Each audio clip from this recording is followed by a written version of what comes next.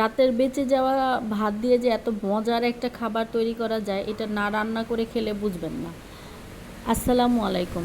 আমার ছেলের ভীষণ পছন্দ এই রাতের বেঁচে যাওয়া ভাত দিয়ে মজাদার এই ফ্রাইড রাইসটা। প্রথমে আমি তেল গরম করে তার মধ্যে কিছু রসুন আর পেঁয়াজ কুচি দিয়ে দিয়েছি।